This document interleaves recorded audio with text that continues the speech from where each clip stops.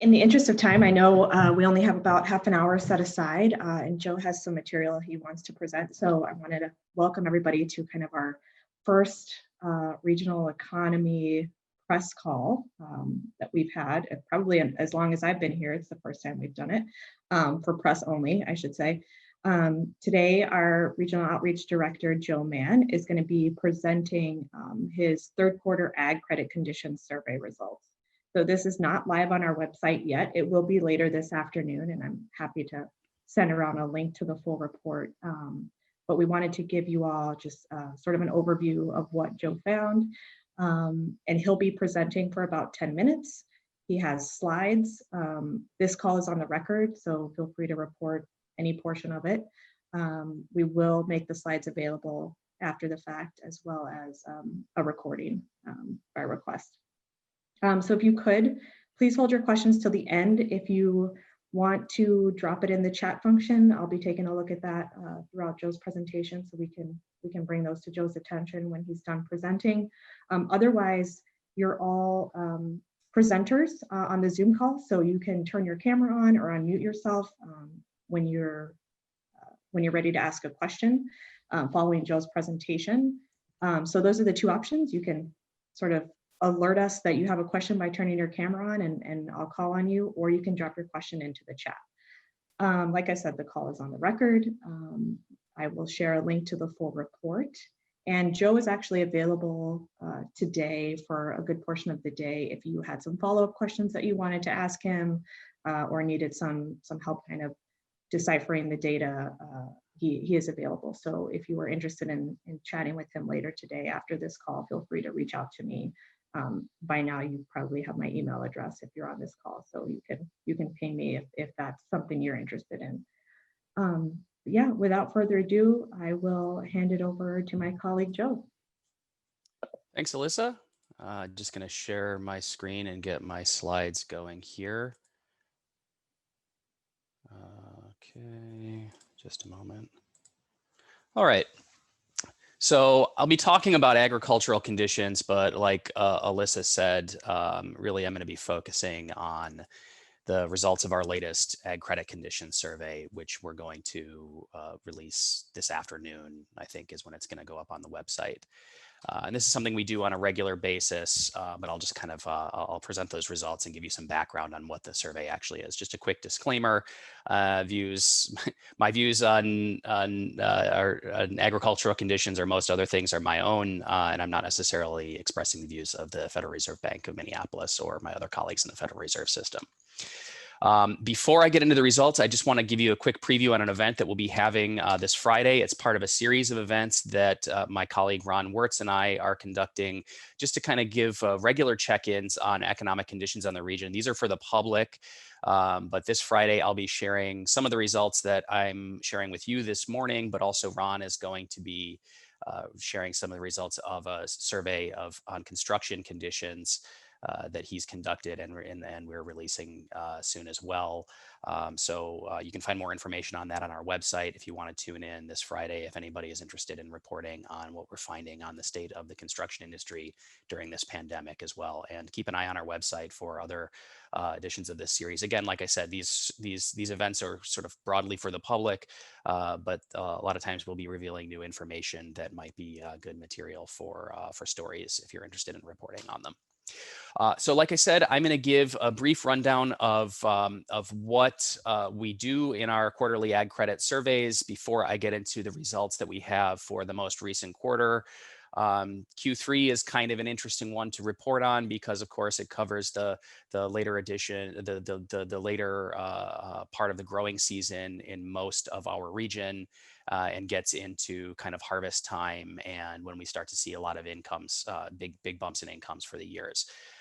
So just a kind of quick rundown headline, if you will, of what we sort of found in the third quarter is that not surprisingly, given the last few years in the sector, ag conditions are still difficult or not great right now, but there has been somewhat of an improvement in conditions, and in particular, the outlook for farm incomes in the fourth quarter, according to those lenders we surveyed, is looking up, and there's a combination of conditions leading to that I'll discuss. Primarily improved, pretty good outlook for harvests. And then also some rally in prices for our core commodities in recent months. And then also, of course, the ongoing government aid in the wake of the coronavirus pandemic that's been targeted at agriculture. That's also been a big source of supplemental income to producers in the region as well. And then I'll try and leave plenty of time for questions later after that. So just a quick overview, again, for those of you who aren't familiar with the Ag Credit Survey, the region that I'm going to be focusing on is the 9th Federal Reserve District, and that's sort of the north central part of the United States, as you can see on this map. Minneapolis Fed's district covers Minnesota, North and South Dakota, Montana, and then we have the northwestern portion of Wisconsin and the Upper Peninsula of Michigan.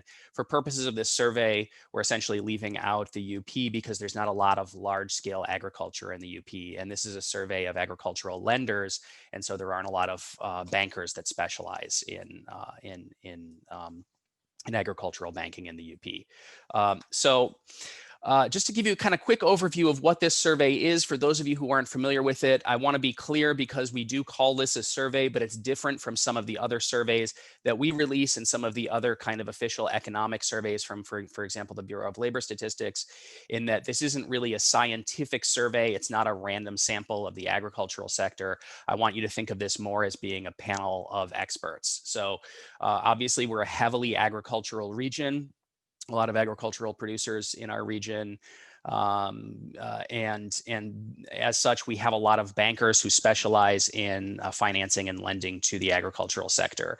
So this is a survey or a poll, if you will, that we conduct of our member banks in the 9th Federal Reserve District who are concentrated in agriculture. We do it on a quarterly basis, and we do it the month following the end of the quarter. So the results that I'm going to be discussing cover the third quarter, so July through September, but we conducted this survey in October. And as I mentioned, we're just releasing these. We couldn't release these results last week because we had a blackout period around FOMC. And part of the reason that we wanted to have this event with you today and release the survey results on the day on this day is that the USDA is going to be releasing a couple big reports later today. Some of you are probably aware, going to be releasing the latest check-in on crop production estimates for the year. So we just got crop production estimates in early October. I might reference some of those numbers later. They'll be updating those numbers based on the latest harvest figures later today around noon Eastern time is when the USDA is going to be releasing those. And also the WASDE, the World Agricultural Supply and Demand Estimates. That's kind of an estimate of world production and usage and stocks for some of these core agricultural commodities like corn, wheat, and soybeans. And the USDA includes a price forecast in that as well. So that's often kind of market moving information. So for those of you who are interested in looking up some of those numbers and seeing how it kind of jives with the data that we're releasing today, I'm again happy to work with you. As Alyssa mentioned, if you want to contact me, if you need help finding those, you can kind of compare what I'll be talking about this morning with those numbers and see how they compare or contrast as it might be. So as I mentioned, we do this on a quarterly basis. These ag bankers that we have in our region, they're not typically farmers themselves, but they have a lot of customers who are farmers and they know a lot about the sector. So we think of this as being kind of a panel of experts that we check in on a regular basis. You can see it's not that large of a survey, or rather large of a sample. There's 62 bankers in the latest survey, and then the number of bankers that we survey has been going down over time as the number of banks in rural America has been declining as that sector kind of concentrates over time. But again, we're not necessarily doing this to kind of cast a wide net in terms of sampling methodology, but really more to kind of reach people who are really in the know about this. So I'll get into some results now, the basic things that I'll highlight. And again, there's going to be more information in our release that comes out later today than what I'll be talking about right now. But the big things that I want to highlight is that In the third quarter, farm income was flat. And again, I mentioned this is a quarterly survey. We asked these lenders to make a comparison to the same quarter a year earlier. Obviously, agriculture is a heavily seasonal industry, so it's not surprising that you see incomes increase a lot in the fourth quarter of the year after harvest time and after crops begin to get marketed. So we asked to make them the comparison to the same period a year ago. So in the third quarter of from July through September, about half of lenders said incomes were flat relative to last year. 39% said incomes were down, so that's still not great. But if you compare to other recent surveys, for example, in our second quarter survey, 85% of lenders said incomes decreased. So some stabilization in incomes. And really kind of the big headline thing is the outlook for incomes in the fourth quarter is looking up. We also asked them about spending by farms, and that's kind of a mixed picture. So they're expecting flat on average household spending, so just purchases of consumer items and other goods by farm producers. They're expecting capital purchases, so those big ticket purchases of equipment and other machinery and buildings and land. They're expecting to continue, or they said decreased in the third quarter, whereas household spending was flat. Couple of more indicators of sort of maybe mildly improving conditions in agriculture. Loan repayment rates were steady, so we asked them about some of their business. The rates at which borrowers are repaying loans or maybe becoming delinquent on loans. Those generally held steady, and demand for loans was down, indicating that potentially the cash or financial position of some of the producers has improved. And again, we're coming off of low levels here, so I really kind of want to stress that context, that I'm talking about mild improvement and mild improvement from a multi-year period, as many of you know, of pretty difficult conditions in agriculture. And again, on that combination of what we've seen so far in terms of a pretty good growing season, although some of the lenders mentioned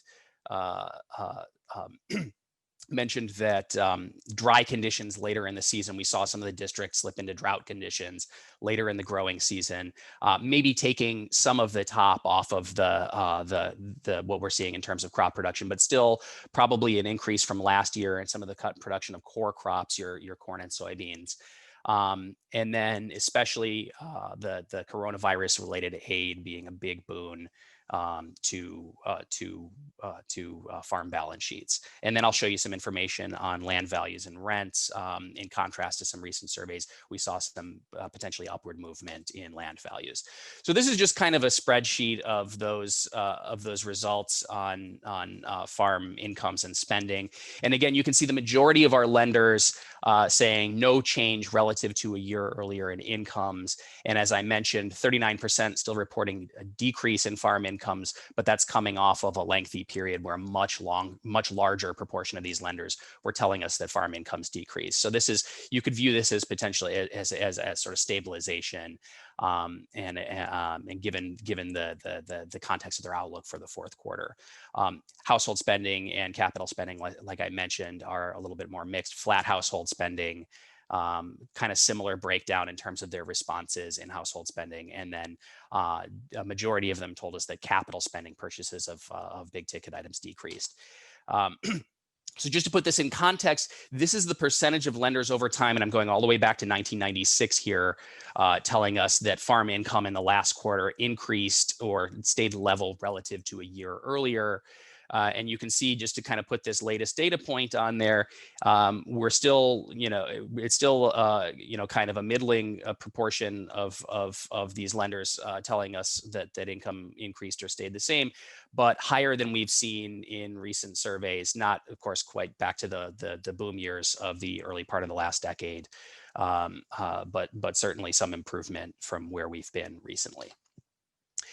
This is getting into the outlook. So we asked them what happened in the last quarter, and then we also asked them what they expect to happen in the coming quarters. This is their outlook for the last 3 months of 2020. 34%, so roughly a third, telling us that they expect farm income to increase in the quarter. Still a quarter expecting decreases. So this varies quite a bit geographically. We often don't get into the kind of geographic breakdown just because we don't necessarily have enough, a large enough sample to give us good granular information about different parts of the region. So most of these results I'll be talking about, these are just for the ninth district as a whole. Steady household spending and some increase in capital spending. So now you can see in the fourth quarter, about a quarter of the lenders are telling us that they expect increases in capital purchases by farms. Potentially tax considerations might have something to do with that, but we don't really ask them to kind of unpack the reasons for their answers. So the last thing I'm going to get into just before I take your questions is the picture for land values. We ask on a quarterly basis what ag producers in their region have, or what land in these bankers' areas is going for. So this is the kind of average that they're telling us on a state-by-state basis. Average change in the price of non-irrigated farmland from a year ago. So Q3 2019 to Q3 2020. I really want you to focus on that top figure for the ninth district as a whole, because that includes the entire group of lenders that we surveyed. But by and large, lenders in the region are telling us that land values increased relative to a year earlier, which is, again, kind of a change in trend. If you haven't been following this story over the last decade or two, like I have, land values really soared in the early part of the last decade during the strong years of farm production and the years leading up to that as well. And then they kind of plateaued. There were a lot of concerns about whether there was a bubble in farmland values. We've seen values kind of retreat from their peaks of where we saw them circa 2014, but very slowly. So this result in the third quarter was a little bit of a kind of a reversal of what we've seen over the last few years of kind of a slow downward movement in land prices that we saw, for example, 2.2% increase on average in land values in Minnesota over this period. We also asked them about cash rents. So there's a lot of things that can change land values. Cash rents obviously are pretty much, or should be more directly related to the amount of income you can earn by producing on an acre of land. And those are up slightly, but a little bit less so than land values as well. So again, that's somewhat in contrast. You can see South Dakota is kind of the exception here. They told us that land values, the lenders there told us that land values declined slightly relative to a year earlier. But this is, again, coming in contrast to the last few years where cash rents were trending downward at a slow rate. So that's kind of what I have for you. I'm going to pop my email address up here, and you can get that from Alyssa if you don't catch it right now.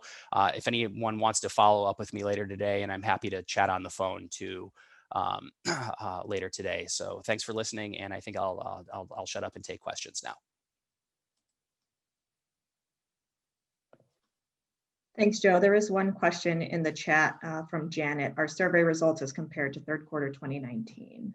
Yeah, so all of the results that I was reviewing there are year over year. As I mentioned, farm incomes and really everything in farming, especially in this part of the country, is incredibly seasonal, so income fluctuates quite a bit over the course of the year. So we make those comparisons to a year ago to kind of filter some of that seasonality out. And anybody with questions, if you want to sort of signal that you have one by flipping your camera on or dropping in the chat, there's one from Kavita. Why do I think farm incomes are stabilizing? I think there's a variety of things underlying that. The biggest thing, I don't want to discount market conditions. We've seen some rally in prices recently. They're still well below where they were kind of during that boom period. We're seeing, corn futures are up over $4, which is in a lot of places $4 a bushel, which is in a lot of places kind of the break even production, although that varies a bit geographically. But really, I think the big thing here is some of the CARES Act provisions that were passed earlier this year that were targeted at the agricultural sector. If you think back to April and May, there was really severe impacts the pandemic was having on parts of the food supply chain including outbreaks at slaughter plants and meatpacking plants in our region and around the country. And a lot of people were concerned that this was going to have a major impact on the agricultural sector. So the Congress passed the Coronavirus Food Assistance Program, as long as some other, as well as some other provisions as well. I'm not an expert in really the kind of farm policy, but if you actually just look at the sort of headline numbers that the USDA has put out, they're actually expecting an increase in farm income nationally this year, and a huge part of that income is due to government transfers. So I think that's kind of the biggest story. But again, I wouldn't discount the rally that we've seen in prices, some improvement in market conditions, and then also pretty good harvest conditions, although we'll see what those USDA production estimates say later today when those come out. Looks like the next question here is land values ticked up 8.5% in Montana. Any reasons why?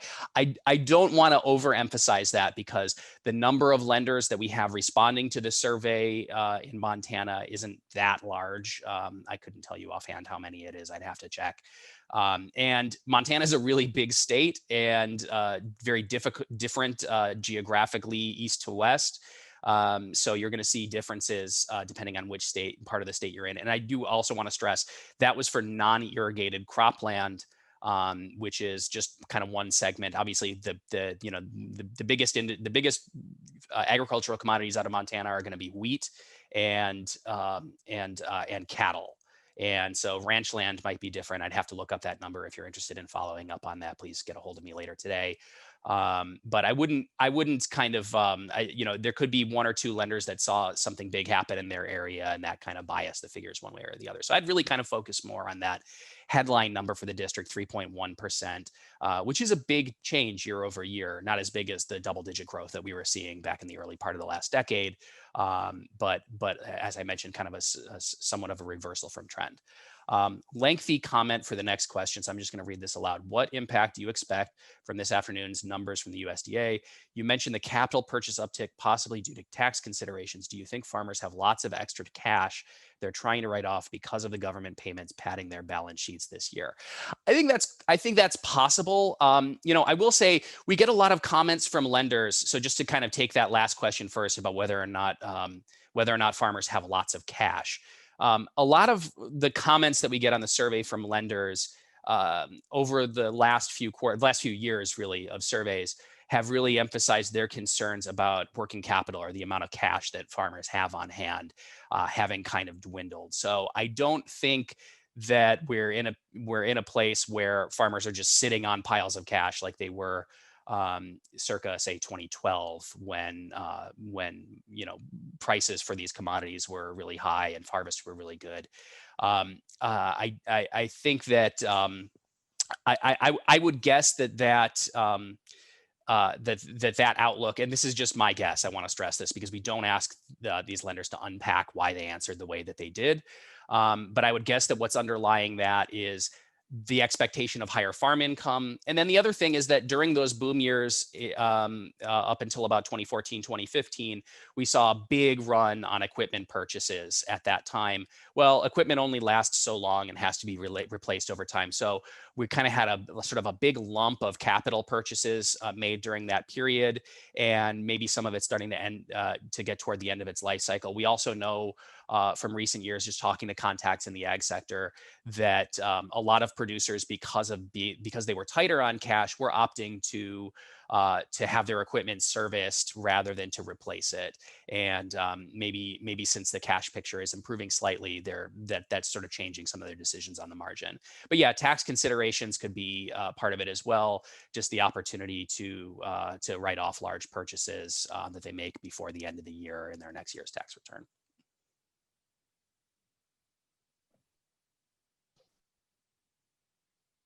Are there any other questions? You can unmute yourself or ask Joe verbally or drop it in the chat. Can I speak to the land rent decrease in South Dakota? I really can't.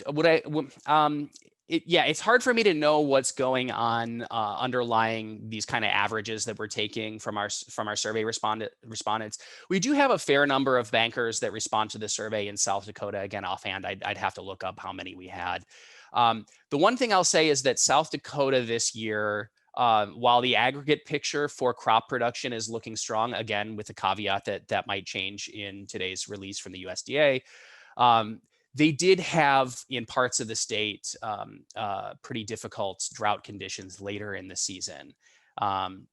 Whether that impacted rental rates is kind of hard for me to say. You know, the tricky thing is we ask about these rents on a quarterly basis, but these are typically contracted for several years, and those contracts tend to be negotiated in the spring. So I don't, you know, it's a little bit, so asking about what happened in the third quarter includes a whole bunch of decisions that were made prior to the third quarter. So it could be that, you know, that because of several years of maybe more difficult conditions in South Dakota, there was flooding last year actually, and now we have droughts this year, that's just kind of led to some decrease in rental rates that were negotiated earlier this year. But again, I want to stress that that's, you know, while South Dakota sticks out relative to the rest of the district, that's consistent with the trend that we've seen over time, that land values have been kind of, or I'm sorry, that cash rents on land have been decreasing because again, the amount of income that you can earn on an acre of land has fallen, and so you'd expect rents to go down in tandem with that. Looks like we have another question here. Any impact expected from this afternoon's update from the USDA? You know, if there's an impact, there's always an impact on the commodities markets from those reports when they're released. I don't know what to expect in that report. The USDA keeps those reports pretty top secret until they're released because it is market moving information. But that would really be a better question for somebody who's a trader on the Chicago Board of Trade or one of the commodities exchanges. As far as the impact on the farm sector, you know, that is going to be probably market moving information. It might lead to some spike in the price up or down. I took a look at the commodities markets earlier this morning, and it looked like some of the futures prices were trending up in trading this morning, probably in anticipation. I mean, and I'm just speculating here, but that might be a sign that the traders are expecting some downward revision in the production that comes out later today. But that's just people essentially gambling on those exchanges with the information that they have available to them. So as far as the impact, kind of real impact on actual farm producers in our region, to the extent that it changes prices, if that ends up moving prices up, that's going to be good news for our producers in the region. And conversely, of course, if it ends up pushing prices down, that's going to be kind of bad news. Maybe one time for one or two more questions. We had another one come in the chat. What else can I tell us about the outlook for Q4? Anything special you are watching? Yeah, well, as I mentioned, I mean, we've seen some, I don't want to overstate it by calling a rally, but some increase in the prices for these commodities over the last couple of months. So I would look for that to continue. There's been, I haven't looked at some of the latest trade figures, but there's been some increase in agricultural exports to China in particular, that some market analysts have cited as being kind of underlying some of that movement. So I would look for, you know, if I'm you know, looking for kind of bellwethers for the last 3 months of the year in agriculture, I would look at those export figures, at the trade figures, and I would just kind of pay attention to prices. As far as other results from outlooks for the fourth quarter, we did have lenders in our survey telling us that they expected, again, kind of further decrease on average in loan demand. So again, that's kind of an indication that maybe the cash situation of some of these producers is improving. They're not going to need to borrow as much in operating loans to kind of finance ongoing operations. I do want to stress the majority of lenders told us that they don't expect any change relative to a year earlier in the fourth quarter, but a larger proportion of them told us that they expect a decrease in loan demand compared to that proportion that told us that they expect loan borrowing to increase. And then same with repayment rates, mostly stable, and a higher proportion telling us that they expect repayment rates to increase. So those are kind of, again, kind of consistent with what what the expectation is for income, that farm balance sheets might be stabilizing or improving household finances for farmers. And it looks like we're right at 10 a.m. I'm happy to stick around another couple minutes if there are more questions, but I know you're all very busy and have to get to work on writing stories about this or other things. So happy to be available later today as well. And you can get my contact info from Alyssa. Thanks for listening. Yep, thanks everybody. Remember us as you're reporting on the ag economy in the 9th district, reach out to me. I will drop my email address in the chat as well as Joe's. And if you would like to follow up with him later today, please let me know. Thanks so much.